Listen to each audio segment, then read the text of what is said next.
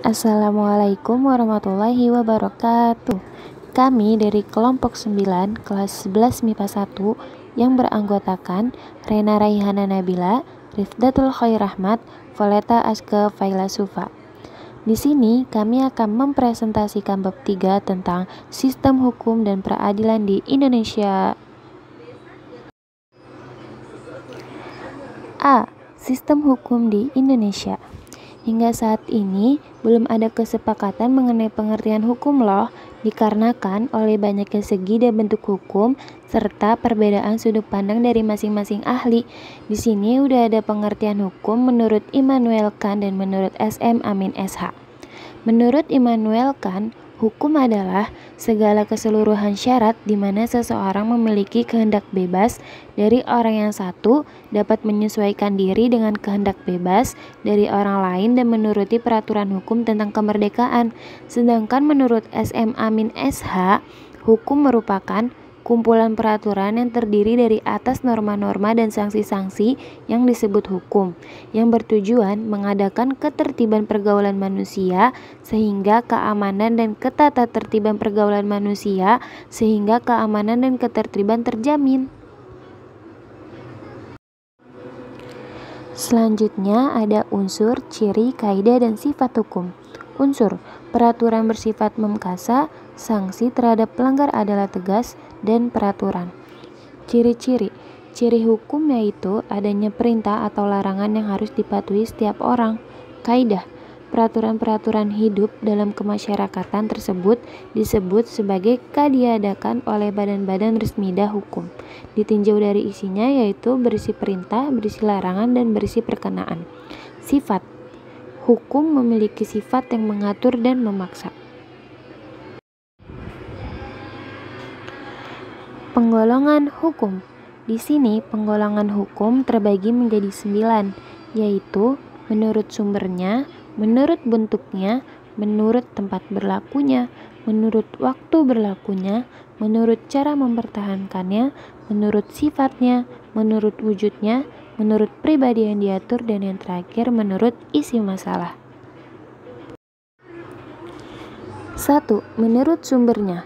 Hukum undang-undang, hukum adat dan kebiasaan, hukum jurisprudensi, dan terakhir ada hukum traktat.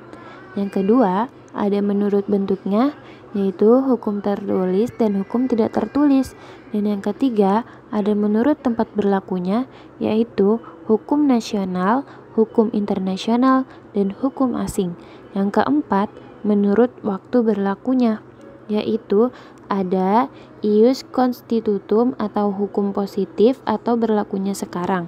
Yang kedua, ada ius constituendum atau hukum negatif atau akan datang. Dan yang terakhir, ada hukum universal asasi atau alam. Yang kelima yaitu menurut cara mempertahankannya, yaitu hukum material dan hukum formal. Yang keenam, menurut sifatnya, yaitu hukum yang memaksa, hukum yang mengatur dan melengkapi. Yang ketujuh, menurut wujudnya, yaitu hukum objektif dan hukum subjektif atau hak. Yang kedelapan, menurut pribadi yang diatur, hukum satu golongan, hukum semua golongan, dan hukum antar golongan. Yang kesembilan, menurut isi masalah, yaitu hukum publik dan hukum private atau sipil. Tujuan hukum. Tujuan hukum yang bersifat universal adalah menciptakan ketertiban, kedamaian, kesejahteraan, dan kebahagiaan dalam tata kehidupan bermasyarakat.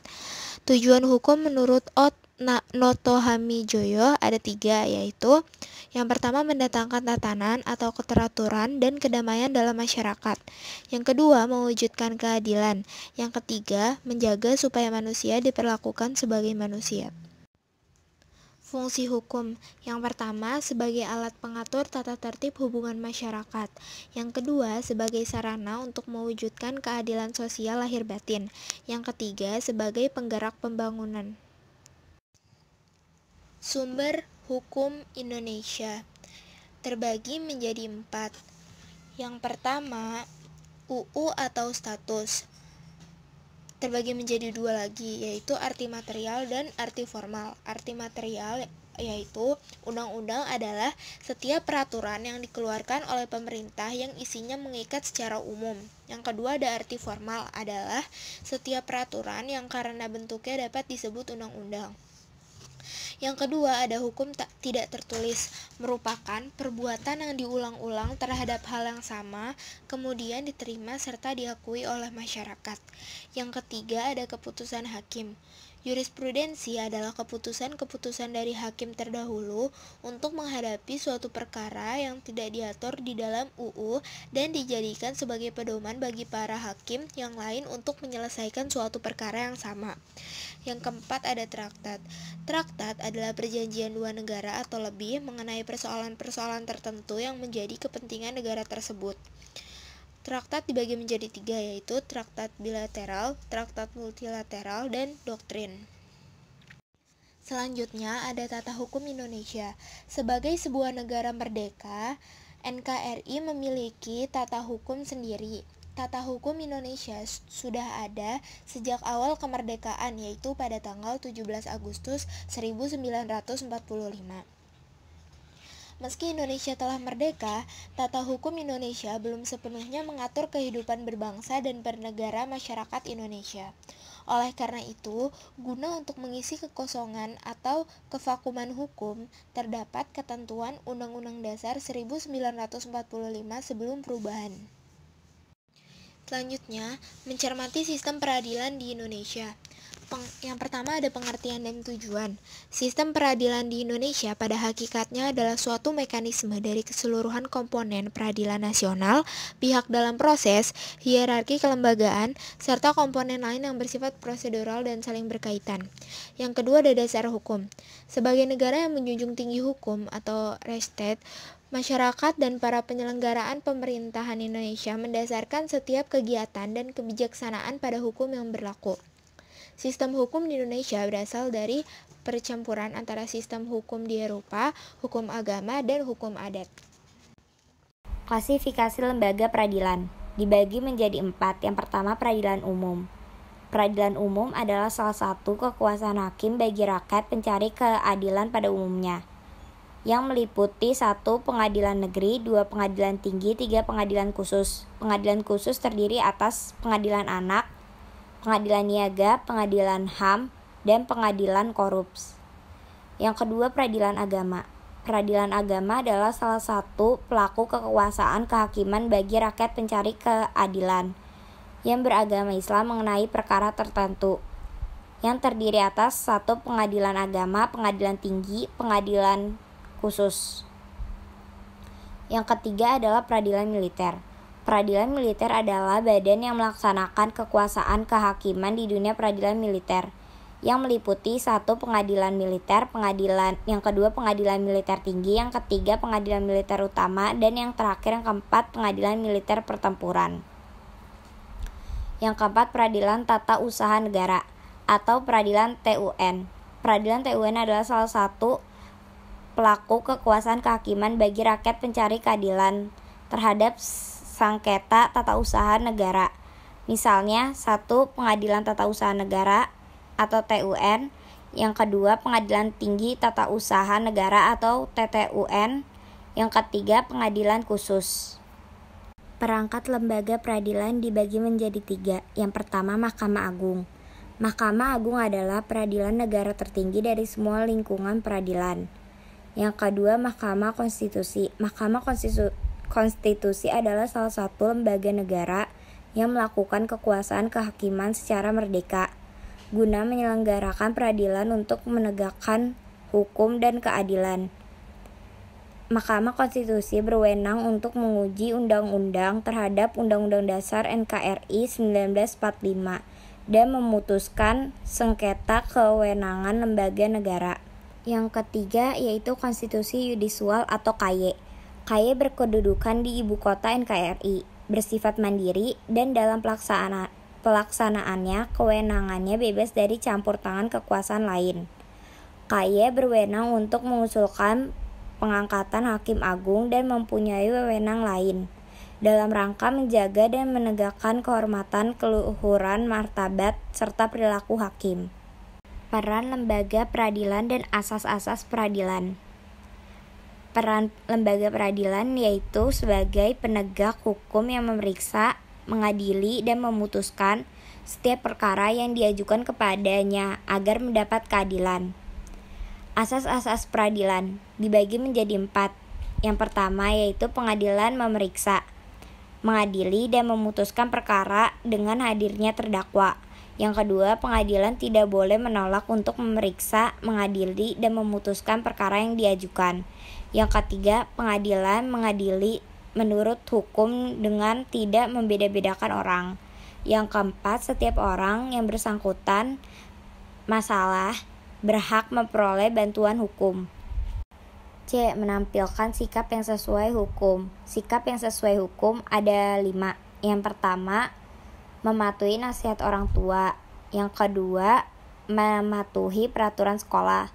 Yang ketiga, menaati peraturan yang ada di masyarakat. Yang keempat, turut membela negara. Dan yang terakhir, menaati hukum yang berlaku. Sikap yang bertentangan dengan hukum beserta sanksinya ada 4. Yang pertama yaitu menyatakan permusuhan, kebencian, dan penghinaan terhadap golongan rakyat di depan umum. Pasal 156 KUHP. Yang kedua, mengetahui permufakatan jahat tetapi tidak mencegah atau melapor.